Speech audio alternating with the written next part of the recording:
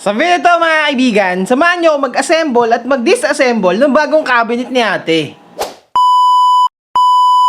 Ito nga pala yung bagong biling cabinet ni ate. Compared sa luma, mas maganda to. Ako na nga pala yung pinag-assemble ni ate para mas makatipid. Kasi hassle kung magpapa-assemble pa sa iba. Aantayin pa namin mag-out sa trabaho niya which is 8 PM tapos babayaran mo pa.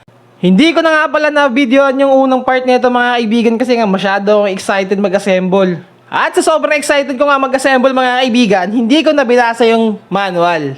Kaya hindi rin ako sigurado kung tama ba itong mga pinaggagawa ko. Katulad nito, yung pader na to dapat sa pwesto na to. Tapos itong isa sa kabila. At since hindi nga tayo nagbasa ng manual, nagkandaleche-leche na. Kaya kahit kaka-assemble ko pa lang, binabaklas ko na kagad.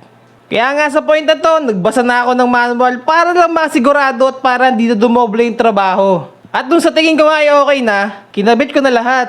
And for now, smooth sailing naman lahat.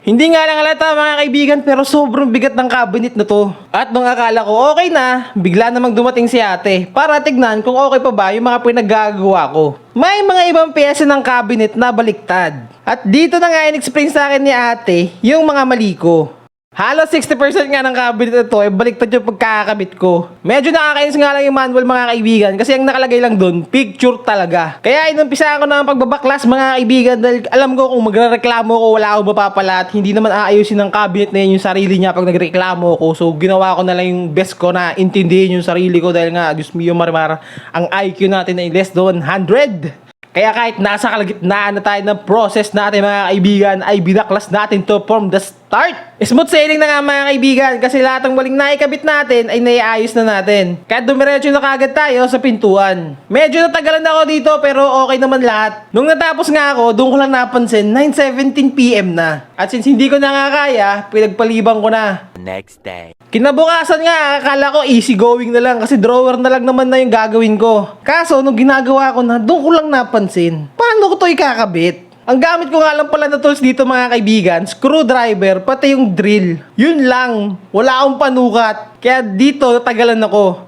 Akala ko nga nung una, easy going na yung susunod. Kasi naikabit ko naman na yung unang drawer. Nung nasa isip ko, gagawin ko na lang din yung technique na ginawa ko dun sa drawer sa mga natitira pa. Kaso ang problema, hindi gumana. May mamaling tansya tayo ng height or distance ng mga drawer size at isa. Kaya kailangan natin mag-unscrew at mag-screw ulit. Tingnan, kapirasong montage. Je suis pas ton plan B, t'as ma télé fessée. Je réponds à tes appels, tu crois que je vais la fesser. Moi je m'en bats. Paalam!